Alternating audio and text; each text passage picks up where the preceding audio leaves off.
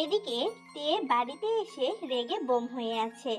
সুগা রাতে ঘুমাতে যাবে, তখন ওকে তে হিড়হিড় করে টানতে টানতে ছাদে নিয়ে আসে। হেই তে সিস্টার ইন ল, কি করছো রে কি? আজকে যে পারছে সেই আমাকে ধরে টানছে। সত্যি করে বলো সুগা, তোমার ভাইয়া কোন মেয়েকে পছন্দ করে? ব্রো, আর মেয়ে? কি বলছে সব? ও তো কোনো মেয়েই পছন্দ করতো না। ও, করতো না? তার মানে জাঙ্কুক এখন কাউকে পছন্দ করে। I am right? কি যে বলো না তুমি! ব্রো কেন কাউকে পছন্দ করবে? ও নিজে আমাকে বলেছে যে ও একটা মেয়েকে লাইক করে। সেই মেয়েটা কে? সত্যি করে বলো। আমি কি করে বলবো? যখন জানো না তো খোঁজ লাগাও। আমাকে কি তুমি গোয়েন্দা পেয়েছো? হ্যাঁ, পেয়েছি। যেটা বললাম সেটা করো। আরে, আমি তো বলছি যে ব্রো কোনো মেয়েকে পছন্দ করে না। আসার সময় জাঙ্কুক আমাকে বলেছে যে ও অন্য একটা মেয়েকে পছন্দ করে। মায়ের ভয়ে ও এই বিয়েটা করেছে। এ কি সর্বনাশ হয়ে গেল আমার! বিয়ের 3 দিনের মাথায় শুনি আমার বর অন্য কাউকে পছন্দ করে। তাতে তোমার কি, তে সিস্টার ইন ল? তুমি তো ব্রোকে ভালোই বাসো না, তাই না? বাসি না তো তাতে কি হয়েছে? সবাই জানলে কি বলবে? যে তের বর পরকিয়া করে। তাই তো আমি খোঁজ নিতে বলছি তোমাকে। এতে আমি কি খোঁজ নেব? তুমি ব্রো এর বিয়ে করা ওয়ান অ্যান্ড অনলি বউ। তুমি নিজের অধিকারে গিয়ে জিজ্ঞেস করবে যে ব্রো কাকে পছন্দ করে। নিজের অধিকার মানে? হ্যাঁ, নিজের অধিকার, স্ত্রীর অধিকার। আরে, এখন যদি এই অধিকার না ফলাবে তো কখন ফলাবে? নিজের শরীরের মধ্যে থাকা বউ বউ আত্মাটাকে বের করে আনো তে সিস্টার ইন ল। তুমি এখনই গিয়ে জিজ্ঞেস করো ব্রোকে।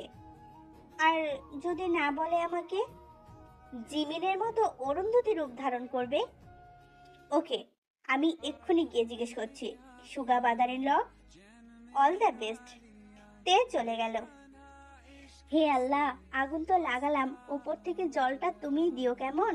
আমি জানি তে সিস্টার ইন ল, তুমি প্রোকে ভালোবেসে ফেলেছ, কিন্তু স্বীকার করছো না তাই। সুগা হেসে চলেই যাচ্ছিল, তখনই জেহপের এসএমএস এলো। কি ব্যাপার, হঠাৎ আমাকে স্মরণ করলে? তখন তো খুব দেমাক দেখাচ্ছিলে। আরে, তুই তো আমার ভাইয়ের মতো। ভাইয়ের মতো? ভাই নয়, তাই তো? আচ্ছা, তুই আমার ছোট ভাই। ছোটবেলায় মেলায় হারিয়ে গিয়েছিলি, এবার খুশি? বেশি মাখন না দিয়ে বলো তো, কি হেল্পের জন্য ফোন করেছো? বাহ, তুই কি সুন্দর না বলা কথা বুঝে যাস। আই লাইক ইউ সুগা। সুগা বাচ্চা হতে পারে কিন্তু বোকা নয়, এটুকু বুদ্ধি আমার আছে। Oh, you are a child, I see. কি দরকারে আমাকে স্মরণ করেছো সেটা অনুগ্রহ করে বলো। পরের মাসটা তো প্রেমের মাস। আমি চাই ভ্যালেন্টাইন্স ডেতে লিসাকে প্রপোজ করব। আমি কি বারণ করেছি তোমাকে প্রপোজ করতে? আরে না, সেটা বলছি না। তুই যদি হেল্প, একজনের গোয়েন্দা হব, একজনের হেল্পার হব, ওটি হচ্ছে না। শালা, আমারটাই আমাকে পাত্তা দিচ্ছে না, আর আমি তোদের ঠিক করব? যাও, পারবো না কিছু করতে। তোর ক্রাশ তোকে পাত্তা দেয়নি, তাতে আমার কি করণীয়? আমার ক্রাশ আমাকে পাত্তা দিয়েছে, তাই আমি চান্স পেয়ে ডান্স মেরে দেব। তোর কোনো হেল্প লাগবে না, যা। আরে আরে, রেগে যাচ্ছ কেন? হেল্প করবো তো। সত্যি বলছিস তো? এদিকে তে রুমে এসেই ধরাম করে দরজাটা লাগিয়ে দেয়। জাংকুক আয়নার সামনে দাঁড়িয়েছিল, হঠাৎ চমকে যায় তের এমন কাজে। সত্যি সত্যি বলো, কে সেই মেয়ে? কোন মেয়ের কথা বলছো তুমি? যেই মেয়েকে তুমি সর্বস্ব দিয়ে পছন্দ করো। ও আচ্ছা, কিন্তু তুমি জেনে কি করবে? তোমাদের দুজনের বিয়ে দেব। ঠিক আছে, বিয়ের পর কিন্তু দুজনে মিলে আমাকে নিয়ে ঝগড়া করবে না, ঠিক আছে? তুমি বলবে মেয়েটা কে? ইয়োর সতীন। জাংকুক, আমি কিন্তু রেগে যাচ্ছি। আমি মাথায় জল ঢেলে দেব? রাগ ঠান্ডা হয়ে যাবে। তে ছুটে গিয়ে জাংকুককে ধাক্কা দিল। জাংকুক একদম বেডে গিয়ে পড়লো। তে ওর উপরে উঠে জাংকুকের কলারটা ধরে জিজ্ঞেস করলো, বলো বলছি, মেয়েটা কে? তাতে তোমার কি? আমি যাকে ভালোবাসি। I am your one and only wife. তাই তুমি বলতে বাধ্য। আমার অধিকার আছে জানার তুমি কোন মেয়েকে পছন্দ করো। আগে বলো, শুধু বউ বলে জিজ্ঞেস করছো নাকি ভালোবাসো? দেখো, একদম কথা ঘোরাবে না। আমি জিজ্ঞেস করছি কারণ কেউ জানলে কি বলবে আমার বর অন্য মেয়ের সঙ্গে পরকীয়ায় লিপ্ত আছে। এটা আমার সহ্য হবে না। ওমা তাই বুঝি? হ্যাঁ, তাই। কালকে বলবো।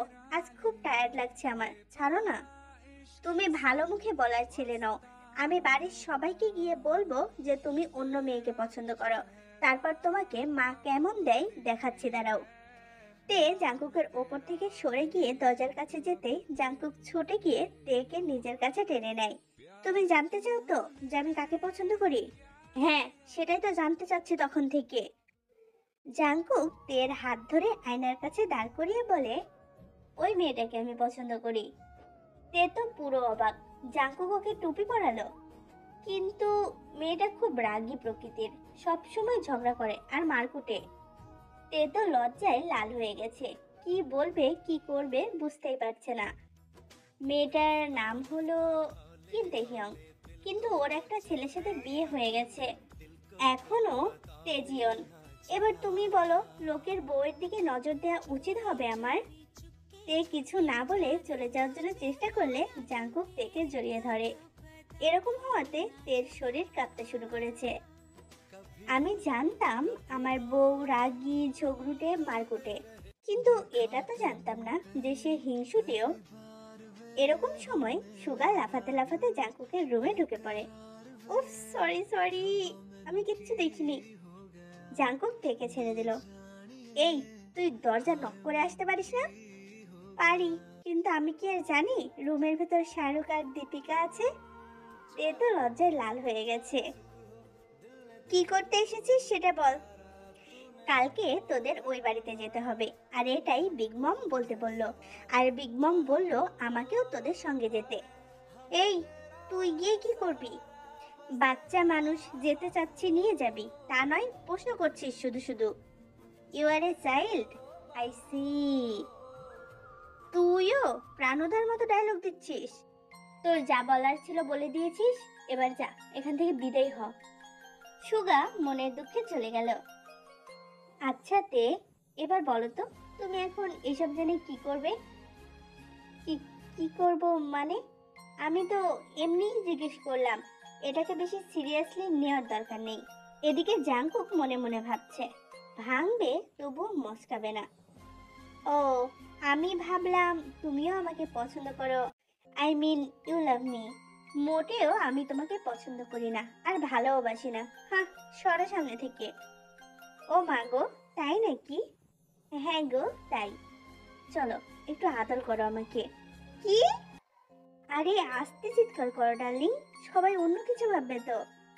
তোমার মুখে কিচ্ছু আটকায় না, তাই না?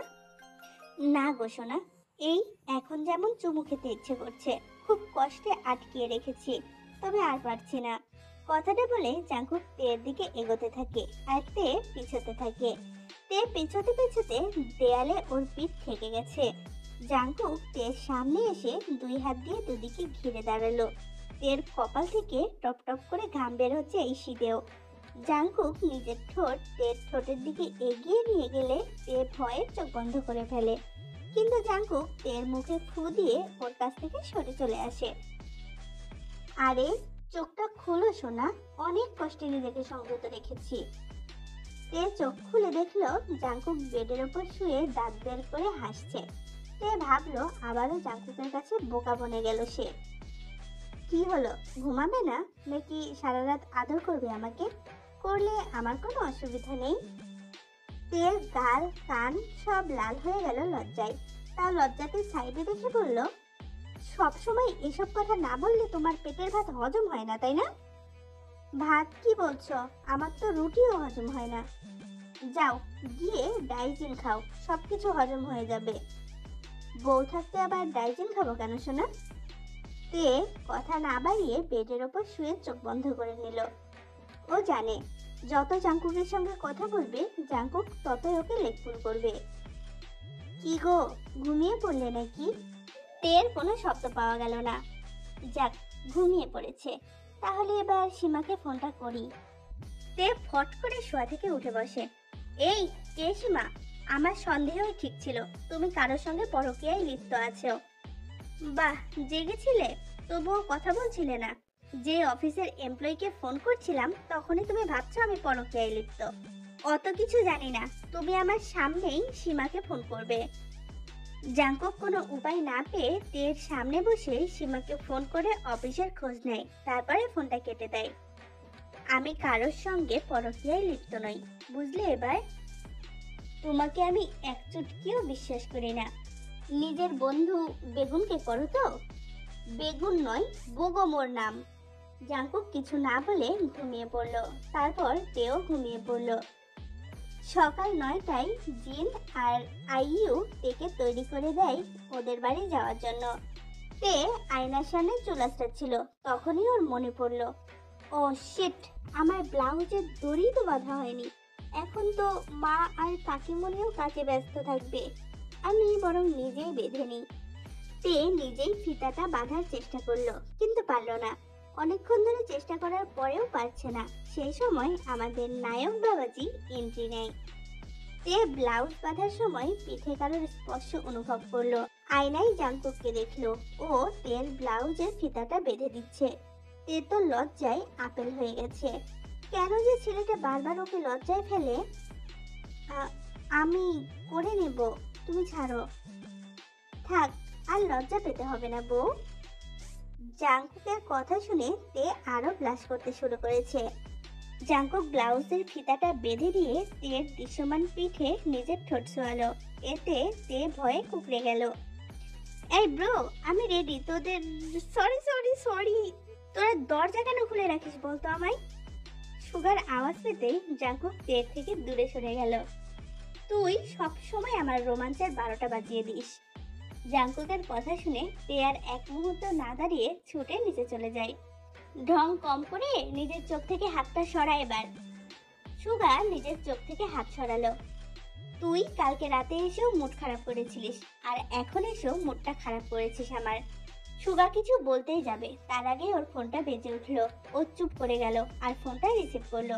এদিকে জাঙ্কুক নিচে চলে গেছে।